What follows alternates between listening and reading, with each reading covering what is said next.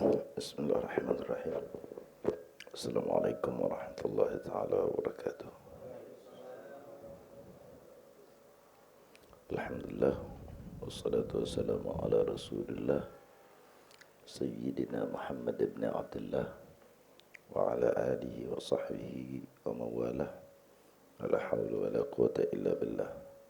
Subhanaka la ilma lana illa ma 'allamtana innaka antal alimul hakim. Rabbi shrah li sadri wa yassir li amri wa hlul 'uqdatam min lisani yafqahu qawli bi jahin nabi wa ali amma ba'd. Qala al-mu'allif rahimahullah wa nafa'na bi 'ulumihi wa nafa'atihi bi imdadihi bid daraini amin ya rabbal alamin. Hadirin wal hadirat Bapak Ibu rahmat Allah Subhanahu wa taala. Alhamdulillah. Pertama-tama kita bersyukur kehadirat Allah Subhanahu wa taala sampai saat ini kita masih diberikan Allah Subhanahu wa taala kesempatan untuk melanjutkan kembali kajian fikih kita. Alhamdulillah pada pertemuan yang lalu kita telah memasuki pembahasan seputar kewajiban mandi. Terkait dengan beberapa kewajiban mandi yang diawali dengan kalimat aqallul ghusl, minimal mandi wajib tersebut ada beberapa hal, di antaranya niyatu rafil janabah au fardil ghusli. Yang pertama adalah niat. Ini maksud niat sebagaimana di kitab ini dikatakan niat mengangkatkan hadas janabah, atau boleh orang berniat nawaitu fardil ghusli, sengaja aku mandi fardu. Maka dengan niat ini sudah dianggap memenuhi syarat, walaupun tidak menyebutkan raf'il hadas atau mengangkat hadas. Ya, ketika kita niat nawaitu fardal ghusli, itu sudah memberikan makna sama dengan nawaitu raf'i hadasil akbar. Nah, ini diantara macam daripada niat. Jadi orang boleh berniat nawaitu sebagaimana yang umum nawaitul ghusla li raf'i hadasil akbar. Itu yang umum kan, fardhan lillahi ta'ala. Namun boleh juga orang niatnya nawaitul ghusla li raf'il janabah. Kalau kita terjemahkan sengaja aku mandi karena mengangkatkan hadas janabah. Atau yang ketiga, nawaitul ghusla nawaitu fardal ghusli, mohon maaf. Sengaja aku mandi fardu atau mandi fardu sengaja aku mandi fardu. Itu sengaja aku mandi fardu, mandi wajib kalau bahasa kita. Nah, ini diantara macam atau model niat. Atau kalau kita lanjutkan di kitab ini, sebenarnya ini sudah kita bahas pada pertemuan yang lalu, auraf'il hadas atau nawaitul ghusla li raf'il hadas. Walaupun tidak menyebutkan akbar, yang penting kita tidak meyakini, atau yang penting kita meyakini bahwa kita mandi hadas besar, maka itu sudah wakilkan. Karena yang dimaksud niat itu adalah perkataan hati kita. Ketika kita mandi kan kita sendiri yang tahu bahwa yang mandi ini adalah mandi hadas besar, yaitu mandi wajib. Maka berarti kalimat mengangkatkan hadas berarti sudah tertuju pada pengangkatan hadas besar. Jadi tidak perlu lagi disebutkan hadas besar. Sama dengan saya berwudu, saya katakan nawaitul wudu li raf'il hadas. Tidak perlu saya sebutkan asghar, karena memang status wudu itu bukan hadas besar. Maka kalimat hadas di sini sudah mencakupi atau mewakili daripada hadas kecil. Demikian maknanya dengan mandi. Maka di kitab yang kita punya ini, di sana disebutkan auraf'il hadas. Itu yang pertama. Boleh kita sebut kewajiban mandi yang pertama adalah niat. Bagaimana praktek niat? Tadi disebutkan beberapa contohnya. Kemudian yang kedua, ini kalau kita pisah ya, karena di kitab ini tidak dipisah. Kalau kita kasih nomor urutan, yang kedua wajib mandi itu atau kewajiban bagi seorang mandi itu adalah isti'abu jami'i sya'rihi wa basyarihi, yaitu menyeluruhkan air ke seluruh anggota badannya, kulit ataupun rambut. Rambut ini juga mencakup bulu, karena dalam bahasa kita biasanya agak dipisah. Kalau rambut ya rambut, kalau bulu ya bulu. Kalau dalam bahasa Arab tetap namanya sya'ar, hanya nanti tergantung tumbuh rambutnya. Baru nanti akan berbeda lafadz atau sebutan nama masing-masing sesuai dengan tempatnya. Kalau rambut kepala biasanya orang nyebutnya adalah sya'rul ra'si. Ya kan? Kalau dia rambut tumbuh di dagu maka namanya lehyah, kita sebut juga dengan jenggot. Bahkan sebagian di antara istilah kita pun juga akan berbeda ketika kita menamakan rambut sesuai dengan tempat tumbuhnya. Nah, sama di bahasa Arab pun begitu. Tapi pada intinya itu adalah rambut. Yang dalam bahasa kita sebagian sesuai dengan tempatnya disebut dengan bulu. Ketika di kaki orang sebutnya umumnya bulu kaki, tidak ada rambut kaki. Walaupun sebenarnya tidak salah kalau dibilangkan rambut kaki. Karena rambut dengan bulu itu sama, hanya tak lumrah dalam bahasa kita. Paham ya? Nah, maka di sini dikatakan isti'abu jami'i basyarihi sya'rihi wa basyarihi. Kewajiban mandi yang kedua adalah menyeluruhkan. Menyeluruhkan yang dimaksud adalah airnya, atau biasa diterjemahkan menyampaikan air ke seluruh anggota badan kita, baik itu rambut ataupun kulit.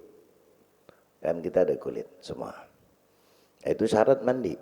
Sehingga mandi kita baru dianggap sah kalau air tersebut menyeluruh ke anggota badan kita yang meliputi kulit dan rambut.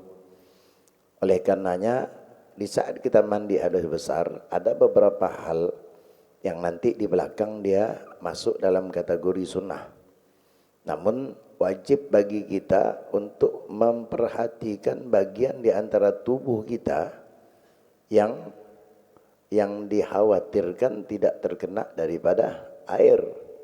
Karena walaupun kita sudah melaksanakan sunnah, tapi andai kata ada di antara anggota badan kita yang tak tersentuh oleh air, maka tidak sah.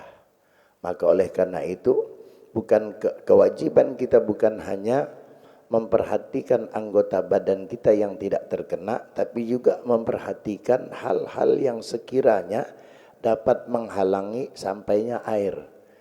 Karena ada kalanya air itu lewat di anggota badan yang kita basuh atau yang kita siram, tapi karena lantaran ada sesuatu di anggota badan kita, maka air itu hanya sebatas lewat, tidak serap kalau bisa kita, atau tidak kena. Nah, ini juga wajib bagi kita untuk kita hilangkan. Entah itu berupa cat.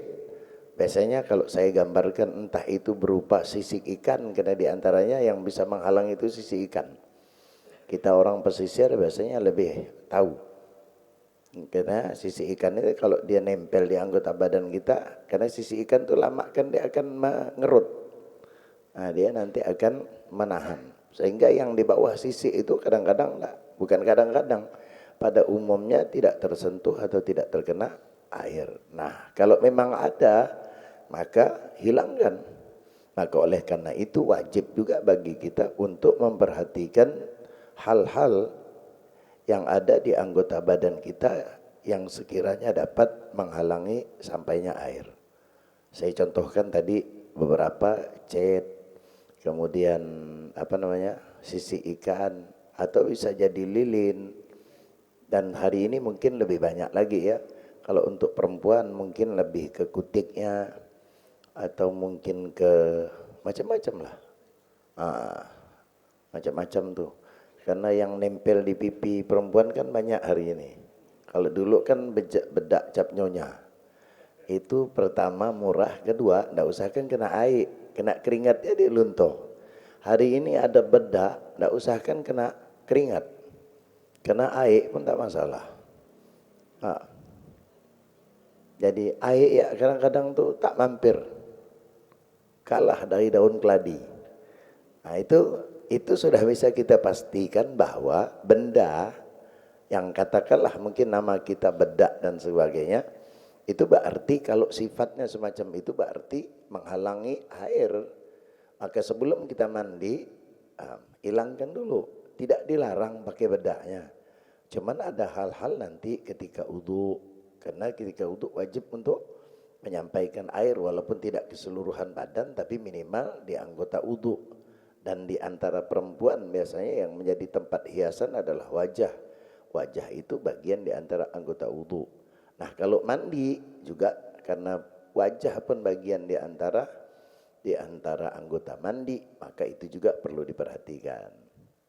Ada orang piar, wah, terkena memang kena, tapi air tak nyantol. Sebagaimana kalau kita nyiram daun keladi, kena dia, tapi tidak nyantol. Nah, karena yang dimaksudkan kena, yang dimaksudkan menyeluruh ini adalah mengenai atau membasahi daripada kulit dan bulu kita. Itu yang kedua. Kemudian di kitab-kitab biasanya ini disebut dengan furudul ghusl, fardu mandi. Di sini memang tidak disebutkan. Jadi kalau mau dibuat ini ya namanya fardunya mandi. Jadi ada 2. Di sini 3. Cuman sebenarnya 2 saja. Walaupun di sini dibagi menjadi 3, tapi yang ketiga ini sebenarnya penguat dari yang pertama saja. Atau boleh disebutkan penjelasan bagian fardu yang pertama, yang niat tadi. Apa namanya? Yajibu qarnun niyah bi awwali maghsul.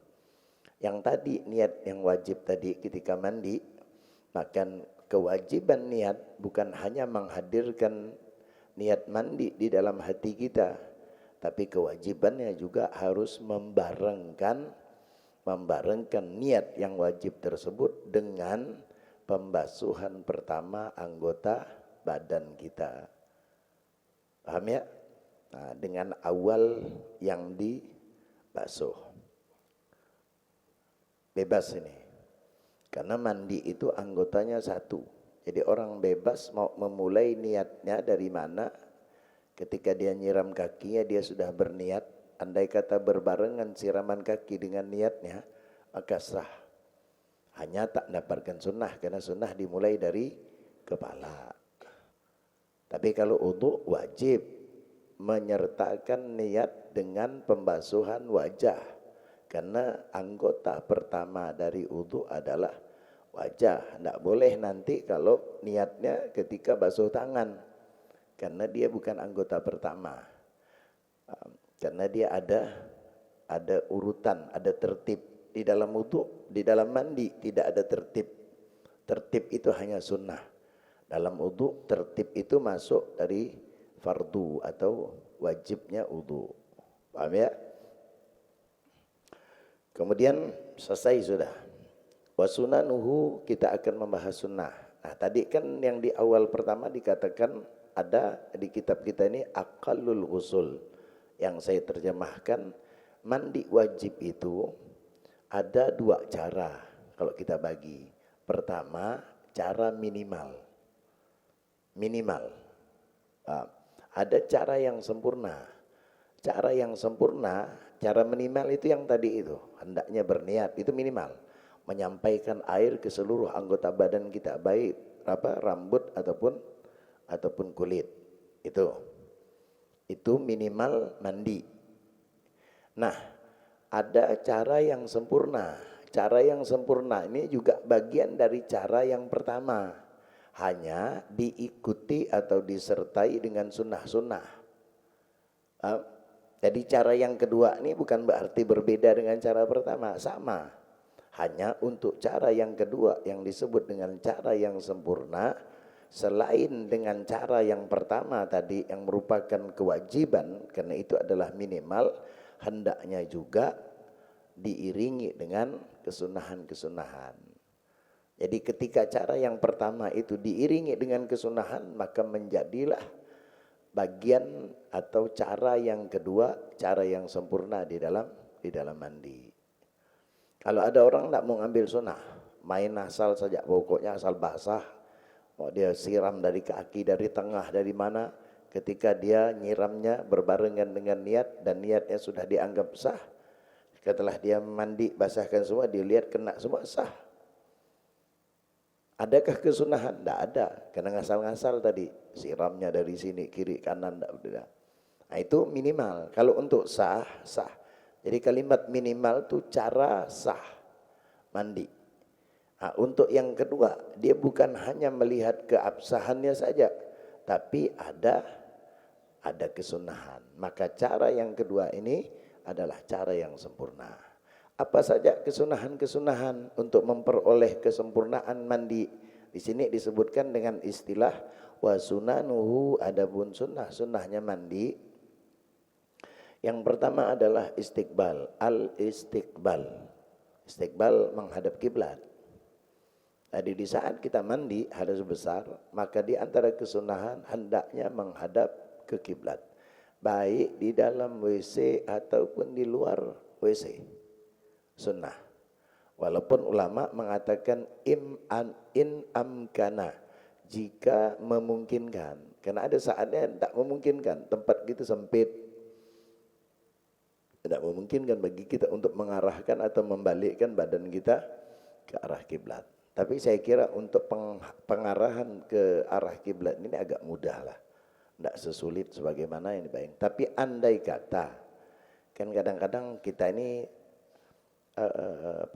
postur tubuh kita ini juga mempengaruhi.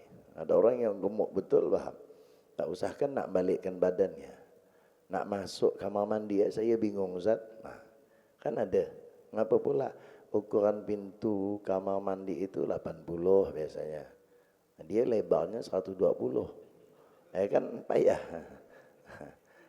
Itu artinya kan tidak menutupi kemungkinan, sulit bagi dia. Ya sudah, kalau memang tidak memungkinkan dia tidak usah. Bukan tentang kita meremehkan kesunahannya. Itu yang pertama, dalam rangka untuk penyempurnaan mandi diantaranya al-istiqbal. Kemudian yang kedua, at-tasmiyah makrunah bin niyah. Disunahkan juga bagi kita untuk membaca bismillah. Kapan itu? Kalau kita tanya kapan kita disunahkan membaca bismillah? Ketika kita berniat. Hendaknya bismillah itu dibarengkan dengan niat. Niat yang kita lafadzkan itu, paham? Begini, bismillahirrahmanirrahim. Usalli. Bismillahirrahmanirrahim. Nawaitul ghusla li raf'i hadasil akbar fadlan lillah ta'ala. Pembarengan bismillah dengan melafadzkan tersebut sunnah. Jika tidak memungkinkan, kalau memang kita mandinya di WC, tidak memungkinkan untuk melafadzkan, maka niatkan di dalam hati. Di dalam hati. Tapi kalau di kamar mandi ya tidak apa-apa. Ini di antara ulama yang mengatakan tidak boleh itu di mirhat. Mirhat itu bahasa kita WC. Yang ada klosetnya itu, hendaknya tidak menyebut daripada nama Allah. Karena di dalam lafaz itu ada penyebutan nama Allah. Termasuk bismillah itu. Kemudian yang selanjutnya wa ghuslul kaffain. Di antara disunnahkan itu adalah membasuh kedua telapak tangan. Ini biasanya kalau kita biasanya secara otomatis biasa, atau bisa kita sebut dengan spontanitas, kalau kita berwudu biasanya kita melakukan itu. Ya. Muka biasanya cuci-cuci dulu kan. Itu sunnah. Untuk mandi biasanya memang jarang orang. Kalau wudu saya katakan tadi biasanya secara spontanitas kita ini spontan. Kenapa? Karena kita akan menggunakan tangan kita untuk membasuh wajah. Sehingga andai kata tak disunnahkan pun memang sudah tabiat kita. Kayak orang nak makan cuci tangan. Apa tak boleh kalau kemudian sebelum makan tak cuci tangan? Kan boleh saja. Kadang-kadang kita ini bersih tangan kita, baru habis mandi, tidak ada megang apa-apa. Pas diajak makan, ada keboan, spontan kita itu. Itu satu menjadi kebiasaan. Nah ini terjadi kalau terkait dengan cuci tangan, terkait dengan makan itu kebiasaan. Sama dengan berwudu. Tapi ketika di dalam mandi, karena memang tak lazim, jarang ada orang mau mandi ada sebesar, cuci tangan dulu. Ya kan? Kita langsung ambil gayung, bior. Kalaupun kita harus basuh tangan kita itu dengan badan-badan semua. Kan begitu. Tidak ada kita dahulukan begini. Nah itu, dalam praktik ini mungkin agak perlu bagi kita untuk membiasakan. Tapi kalau wudu tak perlu kita biasakan. Karena sudah berjalan secara otomatis saya katakan tadi itu.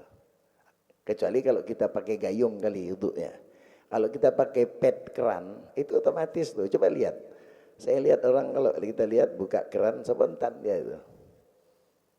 Saya kira ada di antara orang yang tak tahu, kalau kita tanya, apa hukumnya kau cuci tangan? Enggak, takut kotor ya, kata dia. Karena kan anak pakai buat, padahal sunnah itu.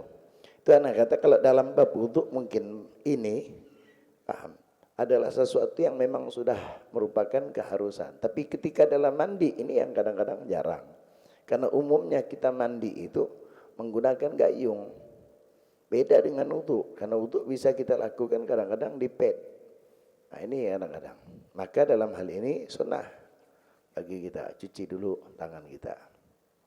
Nah, kemudian waraful adza, di antara kesunahan adalah mengangkat atau boleh diterjemahkan menghilangkan al-adza.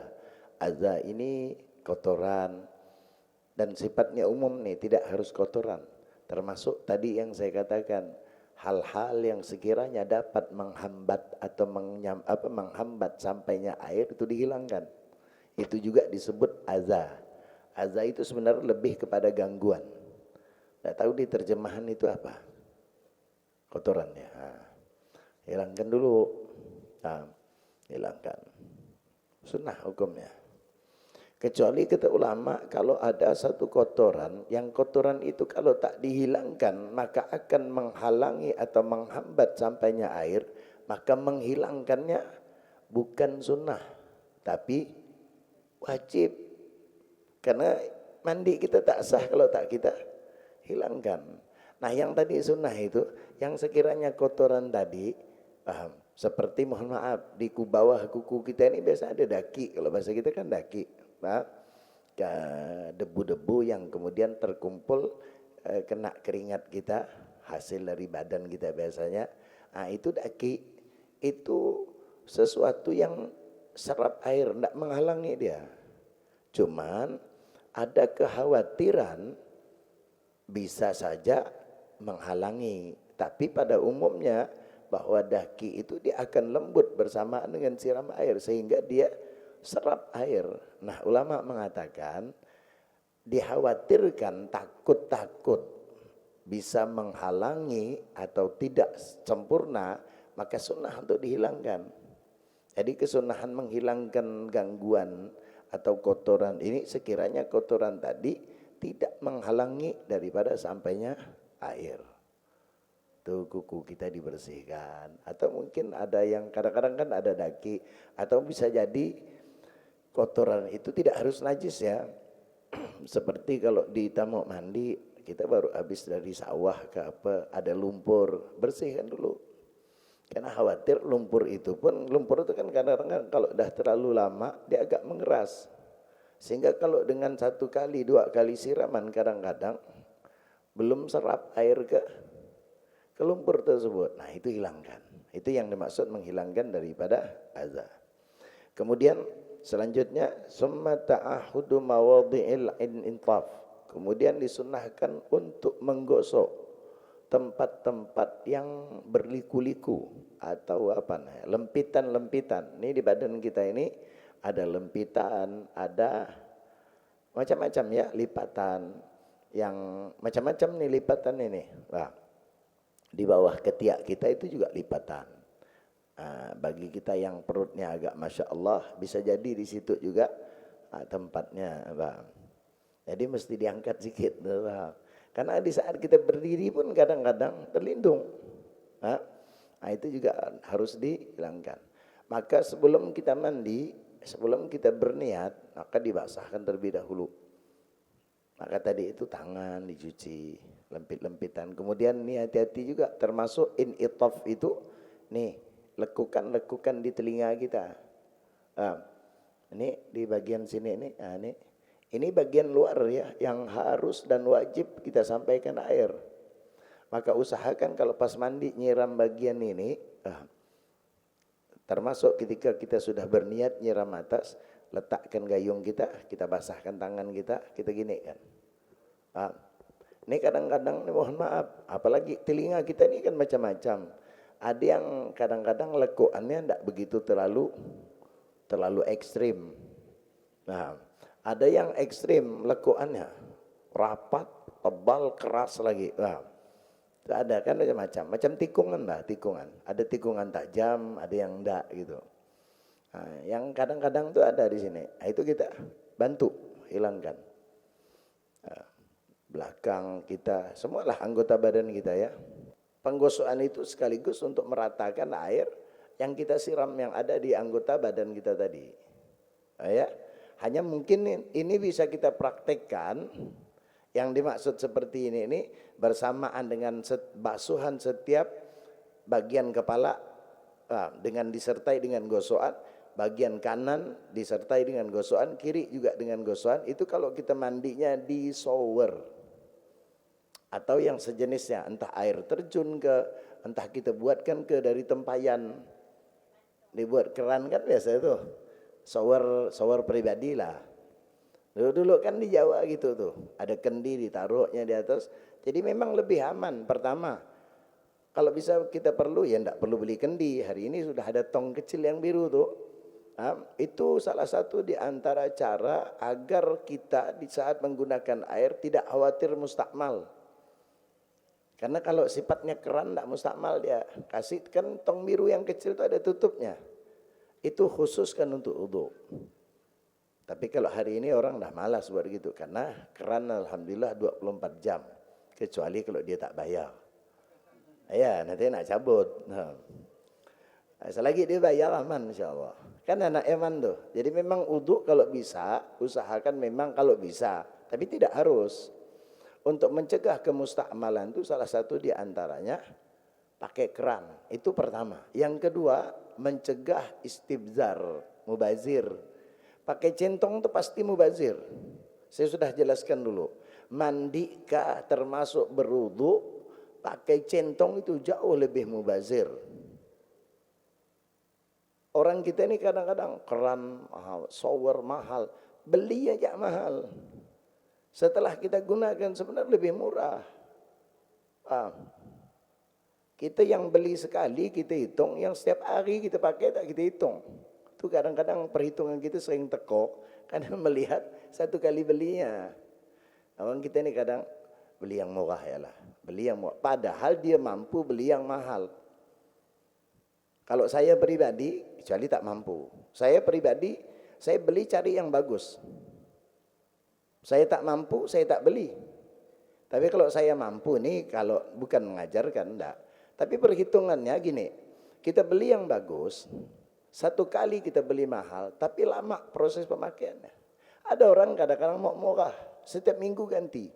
Itu kalau dia totalkan sebulan, setiap minggu ganti 4 kali. Sekali ditotalkan lebih mahal dari yang dia beli mahal, yang menurut dia mahal pertama itu. Ini kadang-kadang sistem model macam ini tidak pernah terpikir kita. Saya biasanya dianggap orang udahlah Ustaz, terlalu ini antum ini berlebihan. Bukan berlebihan. Berlebihan itu, paham, kita tak mampu maksakan. Saya kok tak mampu, tak maksakan. Kalau kita mampu, cari yang mahal. Baju cari yang mahal. Kendaraan cari yang mahal. Sandal cari yang bagus. Nikmati hidup itu. Jadi setiap kita pakai, jadi nilai syukurnya ada. Ya, ada orang duit banyak, paham. Sandal jepit terus. Dalah jepit lain sebelah pula. Itu kan terlalu namanya, paham. Allah pun malas nak beri dia. Jadi ketika kau berikan kata Allah kepada si fulan tu rezeki, malaikat yang komplain.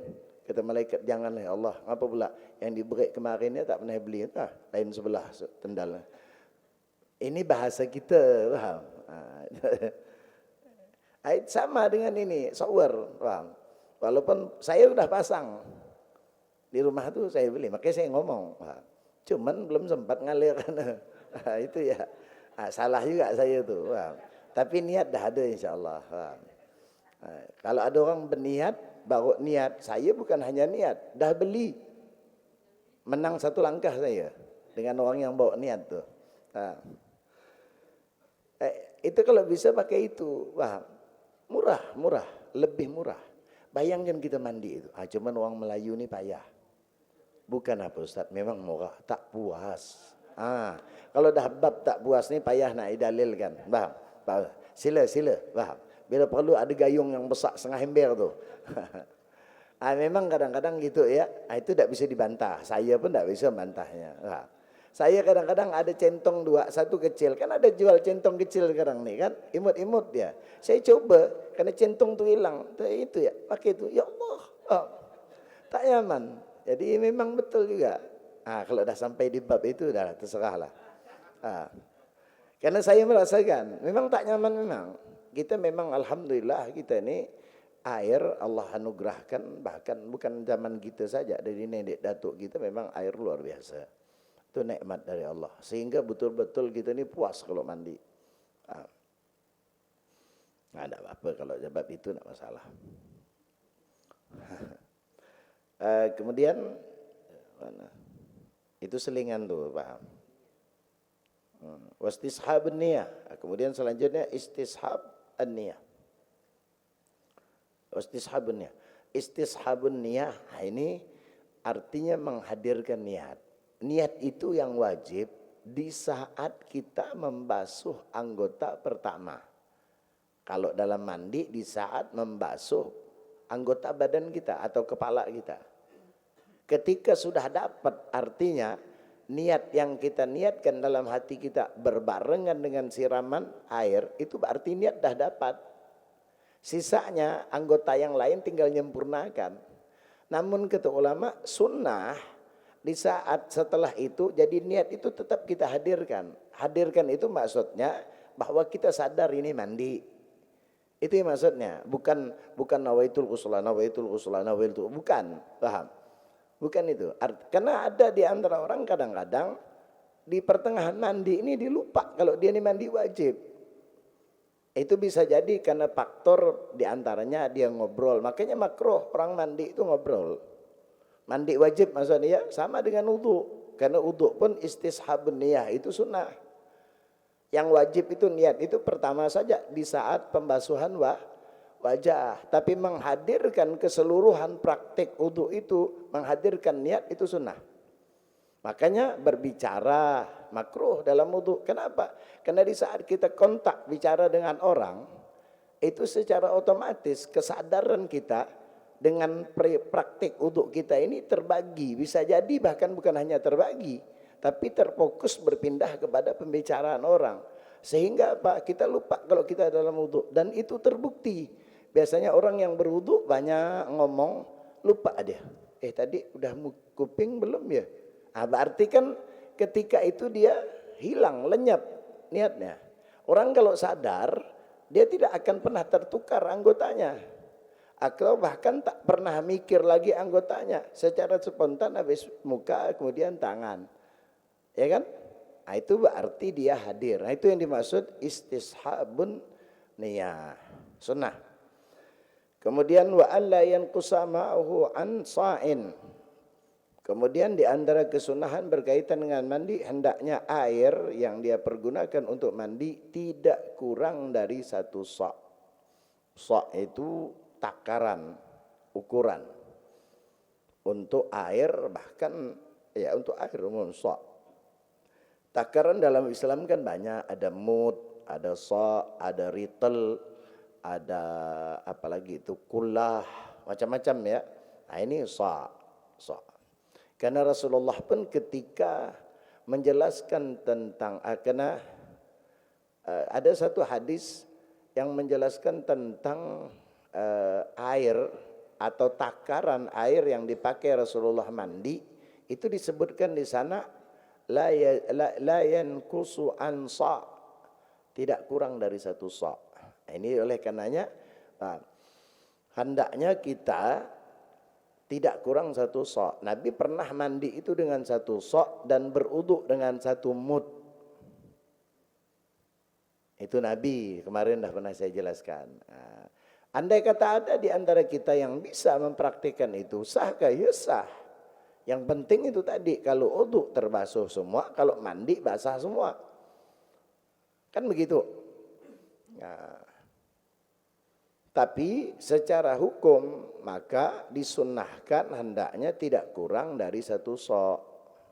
1 sa' itu diperkirakan oleh ulama 3,4 3,5 liter lah.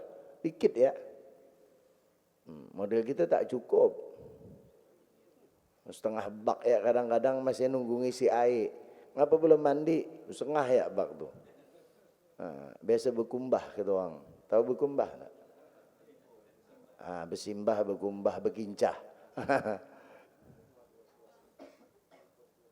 Ya. Ada orang yang kuat was-was, mandi di sungai masih was-was. Itu dah terlalu tuh. Itu mesti dilempar ke laut. Ya. Itu bukan setan lagi, tapi induk setan Pak tinggal. Tapi was-was itu adalah memang permainan setan ya. Karena salah satu di antara setan ingin menggagalkan kita itu di antaranya dia memasukinya jalannya lewat was-was. Baik dalam mandi, dalam wudhu, dalam sholat, semuanya dibuat was-was sama dia. Kemudian ya diperkirakan segitu ya. Jadi 3,5 liter kurang lebih itu 1 sa' itu kalau diliterkan dengan literan kita sekarang. Kurang lebih 1 ember yang ada takaran til itu. Segitu. Andai kata kita bisa mandi dengan segitu, maka ulama bahkan walaupun sah dihukumi makruh. Ternyata ada andai kata di antara kita, saya bisa Ustaz mandi, enggak usahkan 1 sa', kurang dari 1 sa' enggak apa, bisa saya. Berapa? Kalau 1 sa' itu 3,5 liter, saya 2 liter bisa. Nah, macam mana? Saya masukkan ke botol aqua, kemudian saya lubang tutup depannya, kemudian saya semprotkan sikit-sikit, saya gunyal. Basah juga. Kalau basah semua, ya sah, secara sah. Kan syaratnya mandi hendaknya airnya tidak harus sekian, kan enggak. Yang penting basah semua. Berapa air yang kita pakai untuk membasahkan diri kita ini atau badan kita, itu kan bisa jadi berdampak pada cara. Kalau ada setiap orang pakai caranya, setiap 1 kali siraman seember, berarti kan otomatis lebih banyak takaran airnya dibanding dengan yang 1 siraman 1 centong. Ada orang 1 gayung kecil kan beda dengan 1 centong. Jadi macam-macam. Apalagi dengan cara yang tadi saya gambarkan, tutup botol aquanya, dibolongi, baru macam orang nyemprotkan ini bumbu bakso tuh, kecap tuh, sikit-sikit gitu, kan bisa gitu, bisa.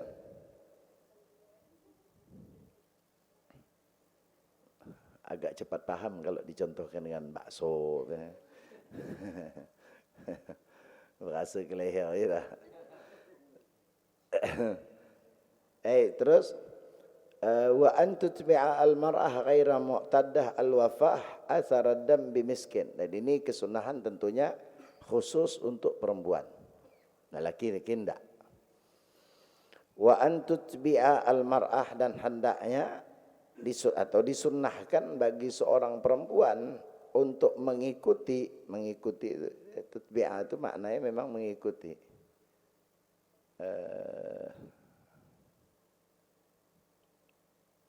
Apa jadi terjemah, coba lihat. Jalan, coba baca.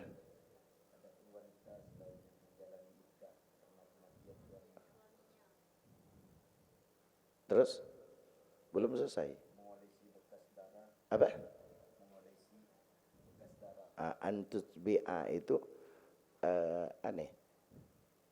Darah selesai, baru disudahi ke? Nah, disudahi. Terus nisik. Oh, iya. Itu nama saja. Dan disunahkan bagi perempuan yang haid, mandi hadas besarnya karena lantaran haid, ini khusus haid.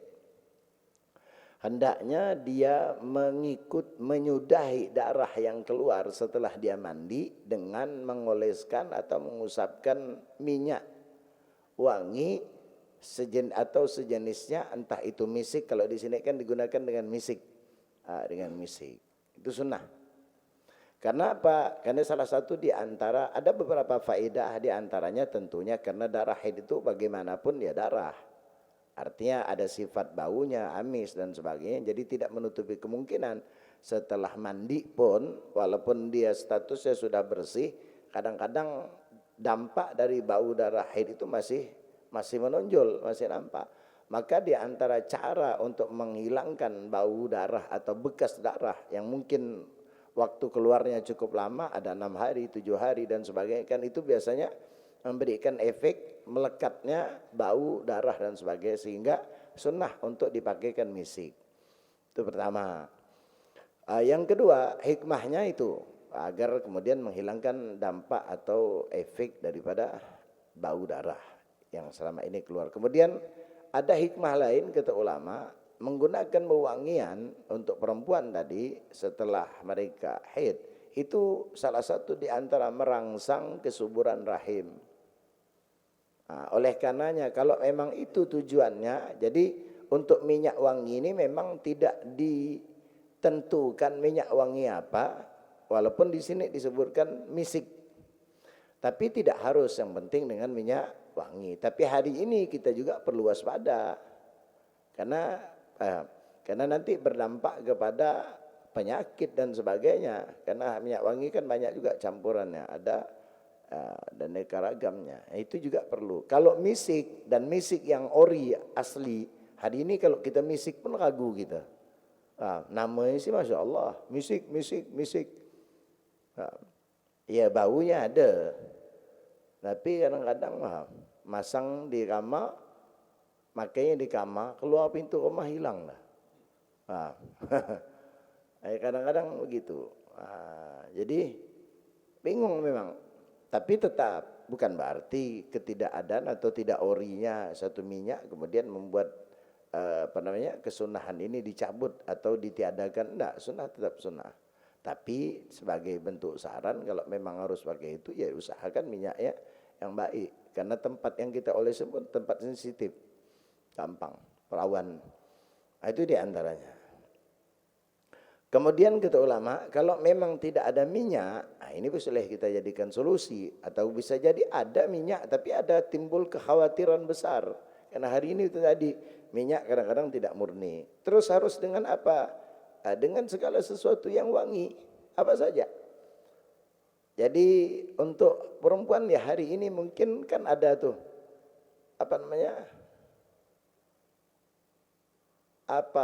ekstrak sirih, apalagi macam-macam tuh, paham? Itu kan bisa dipakaikan itu. Memang dia bukan jadi misik, tapi dia masih masuk dalam kategori. Dulu orang-orang dulu mungkin pakai jenis daun-daunan ya, daun-daunan. Ada biasanya daun yang biasa. Kalau kita mandi dulu, tak tahu dulu, saya pun lupa. Kayak daun tahu hati-hati.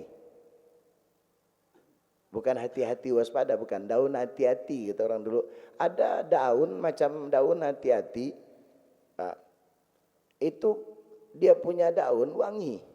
Saya dulu pernah menggunakannya, karena biasanya ditanam orang di samping sumur. Ambil nanti beberapa, memang tidak ada busanya, sedikit aja, tapi wangi dia. Nah, andai kata memang itu adalah salah satu di antara bisa kita ambil, kita wangi, kemudian kita pakai basuh. Ya, kita campurkan air bisa. Yang penting dengan sesuatu yang tip, itu solusi. Nah, solusi ini bukan tidak ada minyak ya, ada minyak tapi ada kekhawatiran bisa kita pindah. Itu yang saya gambarkan hari ini kan ada kekhawatiran. Kecuali itu tadi ada wewangian yang tadi saya sebutkan, mungkin ekstrak daun sirih dan sebagainya yang sudah terjamin kebersihannya, keamanannya, itu boleh kita pakai. Dan itu sunnah kalau kita pakai itu. Walaupun hari ini mungkin orang hanya menjadikan itu sebagai kebiasaan, kelumrahan, atau sesuai dengan biasanya apa namanya, iklan. Karena banyaknya iklan, banyak orang coba. Bisa ya. Begitu. Sama itu ya, boleh kita pakai itu, boleh. Baik. Kemudian kalau memang tidak nemu, ini memang mungkin bahasa kita agak ekstrim. Dengan apa? Tin. Bukan buah, tin. Lumpur atau tanah. Tanah, tapi bukan tanah yang diselokkan itu. Karena kan tujuan untuk kebersihan. Tidak mungkin dong kebersihan kemudian ditutupi dengan tidak bersih, itu tidak mungkin. Artinya tanah itu sebenarnya suci ya. Bahkan tanah itu memiliki kandungan, apalagi tanah-tanah liat itu, dia memiliki unsur atau kandungan yang bagus sekali. Di antaranya kan tujuannya tadi untuk menghilangkan bau darah, yang kemungkinan ada. Dan paling cepat, bukan hanya apalagi cuman darah, bau yang kuat kadang-kadang. Tanah ini salah satu sarana yang paling cepat untuk menghilangkannya. Dulu pernah saya gambarkan kan, ketika tangan kita kemudian bau, entah pegang apa, bangkai dan sebagainya, gosokkan ke tanah. Apalagi tanah liat tuh kita gini kan, habis itu kita basuh, hilang. Nah sama, jadi bukan tanah liatnya yang kita gosokkan, artinya kita buat semacam serbuk di air, sama dengan orang kalau biasanya kena najis mughalladzah, kan begitu. Najis mughalladzah itu nanti dicampur di dalam ember kan, dicampurkan baru kita siram. Sama, penggunaannya sama seperti itu. Fa in lam tajidhu, lah kalau memang tak nemu enggak, walaupun keterlaluan juga, andai kata ada orang tak nemu tanah, apalagi di Pontianak. Enggak usah kan cuman satu tuku, sekapling ke si orang. Tanah. Fa illam yajidhu, tapi sama tadi saya katakan, ada tanah tapi kita khawatir ada unsur nanti bakteri, penyakit, kan bisa jadi. Maka enggak usah kita lakukan dengan itu. Terus apa? Fal ma'u kafin, maka air sudah dianggap cukup. Pakai air saja, enggak salah. Kemudian wa alla yaghtasila min khurujil mani qabla al-baul. Dan di antara kesunahan hendaknya, ini kalimatnya lebih cenderung kepada anjuran, tapi ini sunnah. Jadi boleh kita katakan sunnah, hendaknya sebelum mandi bagi orang yang junubnya karena keluar mani, entah itu mimpi atau berhubungan, atau bahasa kita mungkin lebih kepada junub ya, junub, maka disunnahkan sebelum mandi hendaknya buang air kecil terlebih dahulu. Untuk apa atau apa hikmahnya? Salah satu kesunahan ini hikmahnya untuk nanti menghilangkan keraguan-raguan. Karena biasanya nanti ketika mandi tahu-tahu buang air kecil, setelah air kecil keluar keluar cairan. Nanti dia macam mana ya? Sah tak mandi tadi? Jadi khawatir dia. Di antaranya ya hilangkannya dengan cara buang air kecil lebih dahulu. Dan rata-rata sih kita ketika sebelum mandi khususnya, biasanya orang memang umumnya buang air. Tapi kalau tidak hendaknya kita paksakan. Upayakan, bukan paksakan. Diupayakan. Diupayakan untuk buang air. Dan itu sunnah. Kemudian wadzikru al-ma'sur, dan disunnahkan bagi kita untuk membaca zikir atau bahasa kita doa ya, al-ma'sur yang datangnya dari Nabi. Kapan? Ba'dal faragh minal ghusli, di saat kita usai dari mandi. Jadi setelah mandi sunnah baca doa. Sebagaimana halnya setelah wudu kita disunnahkan membaca doa, sama setelah mandi pun disunnahkan bagi kita untuk membaca doa.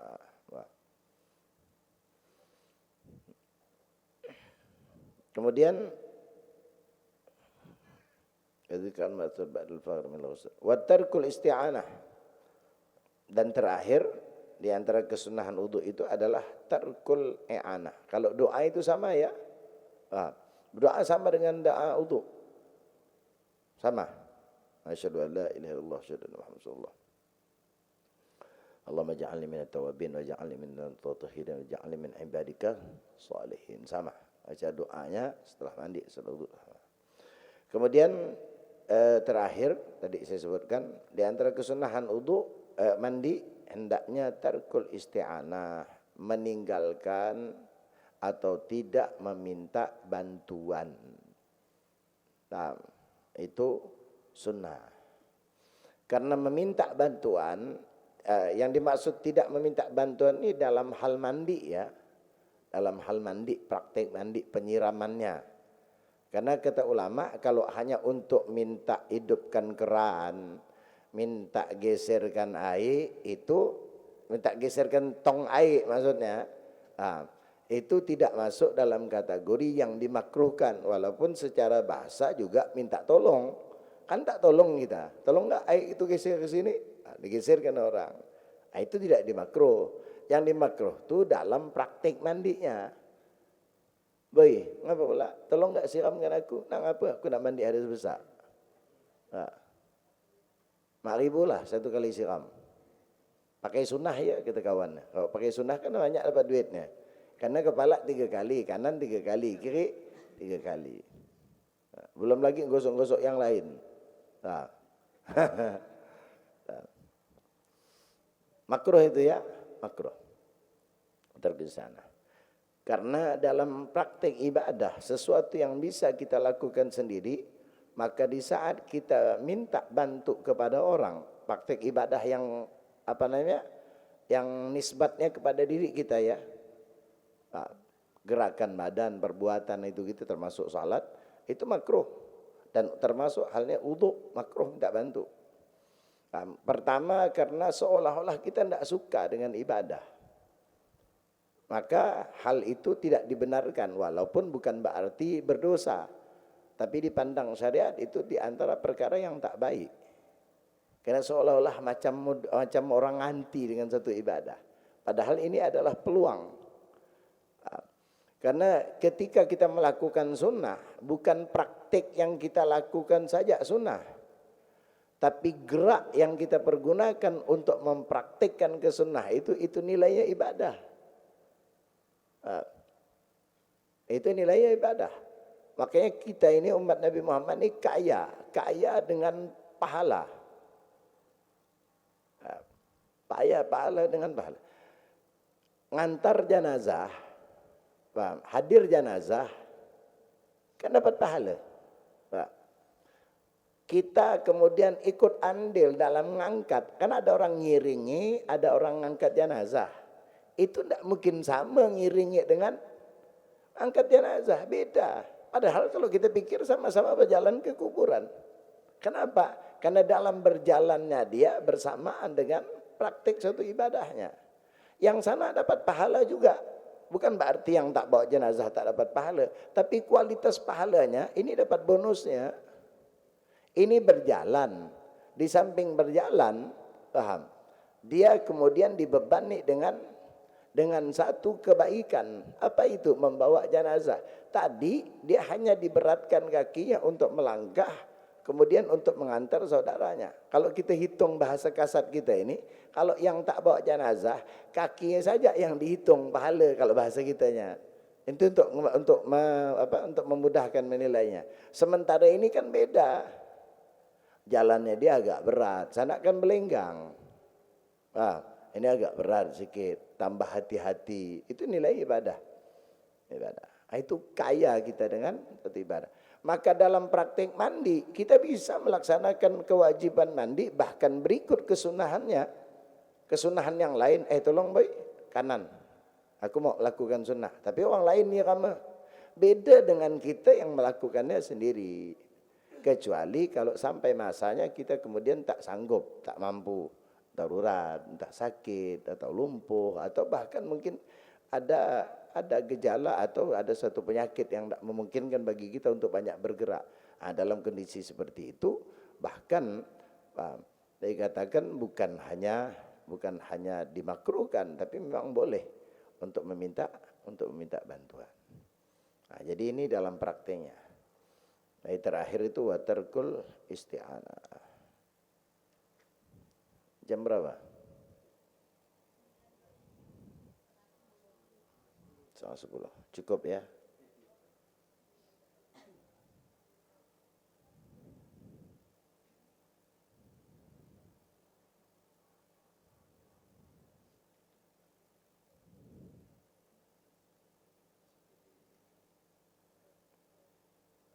Hah? Mau dilanjutkan ya?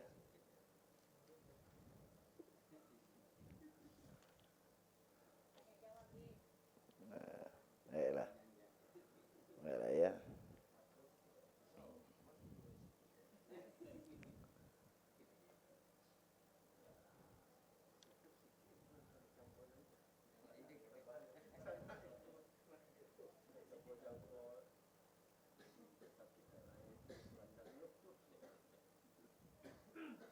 Baik, saya lengkapkan ini sedikit. Nah, ini pun tidak perlu banyak penjelasan. Nah, sebagai penyempurna, jadi biar minggu depan atau nanti minggu depan sih mungkin belum ya, libur gitu. Iya, soalnya masih dibangil. Kemungkinan. Nanti kita, kan ada grup. Nah itu gunanya grup, tenang. Wah. Ya. Baik kita lanjutkan. Bismillah. Wa yukrahu al-israf fi sabbi. Nah, kemudian tadi di depan kesunahan ini berikut dengan kemakruhan-kemakruhan yang perlu untuk kita hindarkan, walaupun sebenarnya andai kata kita lakukan tidak mengurangi pahala, karena sifatnya makruh itu ditinggalkan itu dapat dosa, dilakukan tak dapat ditinggalkan dapat pahala, dilakukan tak berdosa. Itu definisinya. Namun kalau bisa kita hindarkan, Nah. Kemudian apa itu al-israf fi sabbi, berlebih-lebihan di dalam menuangkan. Nah ini juga sama, paham. Berlebih-lebihan bisa jadi dalam segi hitungannya yang disunahkan 3 kali, dilantaknya 5 kali. Paham? Nah, sehingga dianggap berlebihan. Atau di dalam penyiraman dia menggunakan air yang seharusnya cukup 1 gayung kecil pakai ember. Itu kan berlebihan. Jadi makna berlebihan itu demikian. Kemudian wal ghuslu, ya. Wal ghuslu wal udhu fi ma'in raqid. Kemudian mandi berikut dengan udhu, karena dibahas juga sekalian. Paham? Itu makruh. Kapan mandi dan udhu itu dimakruhkan? Kalau mandi dan udhunya fi ma'in raqidin, di air yang tergenang. Seperti kolam. Makruh hukumnya mandi di kolam. Karena airnya tergenang, airnya tak mengalir. Paham?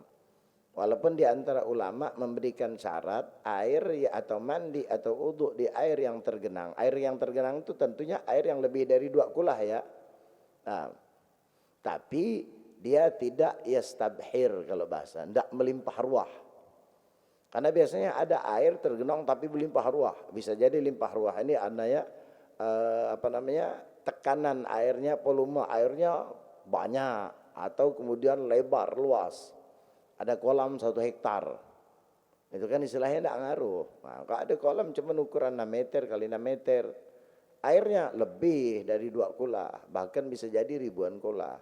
Tapi karena dia tidak masuk dalam kategori yastabhir, tidak kategori berlimpah ruah, maka dimakruhkan. Nah, ini di antara ulama biasa menyebut malam yastabhir. Kalau di sini kan tak disebutkan. Hanya disebutkan wal ghuslu wal udhu'i fi ma'in raqidin. Udhu ataupun mandi di air yang tergenang. Itu dulu pernah saya gambarkan ketika udhu. Dulu di depan-depan masjid kan ada kolam kecil. Dia tidak lebar, mungkin lebarnya panjangnya 4, lebarnya ini dalamnya 2 meter, memang agak dalam. Tapi itu bagaimanapun tidak bisa dikatakan berlimpah ruah. Kalau dikatakan banyak sudah pasti. Sah ya sah, tapi makruh itu. Kemudian wal ghusl wal wudhu bima dekat wa ziyadah ala salas, lebih dari 3. Lebih dari 3 yang dimaksud makruh itu kalau memang dia sudah yakin dengan 3 itu sempurna, sudah terbasuh. Kemudian masih nak nambah. Tapi kalau ada orang 3 kali nyiram tapi kebetulan belum sempurna, harus dengan 4 kali siraman, maka 4 kali penyiraman itu bukan makruh, bahkan wajib. Karena kalau dia berlandaskan pada 3 sementara belum sempurna, maka tak sah. Jadi kalimat itu lebih dari 3 kalau memang 3 itu sudah menyempurnakan ya, sudah menyempurnakan. Kemudian watarkul matmadah wal istinsyaq, kemudian tidak berkumur-kumur atau tidak memasukkan air ke dalam hidung, itu makruh. Nah, baik di dalam wudhu termasuk dalam mandi, khususnya dalam wudhu. Dalam mandi jarang pula orang berkumur-kumur. Tapi makruh hukumnya. Apa namanya? Sunnah. Maka meninggalkan atau tidak melakukannya adalah makruh. Kemudian wa yukrahu lil junub al-aklu wa syurbu wan naum. Kemudian dimakruhkan bagi mereka yang junub. Ini khusus bagi mereka yang junub. Dimakruhkan apa? Al-aklu, makan. Makruh. Jadi ada orang junub, Pak. Kemudian belum lagi mandi-mandi. Sambil menunggu atau sampai masa dia belum mandi, dia dalam keadaan junub makan, minum, maka makan dan minum dalam keadaan dia junub makruh. Makruh saja, Pak. Jadi statusnya sama dengan makan jengkol. Makruh. Makan belacan. Ayukrahu lil junub al-aklu wa syurbu wan naum, bahkan tidur pun makruh. Tidurnya kita makruh. Kemudian wal jima' qabla ghusl fard wal wudu, bahkan mohon maaf berhubungan intim lagi pun makruh. Ada orang kemudian berhubungan, kemudian belum lagi mandi, berhubungan kembali sebelum dia mandi, maka hubungan yang kedua sebelum mandi, karena dia dalam keadaan berhubung dalam keadaan junub, maka hubungan yang kedua itu makruh.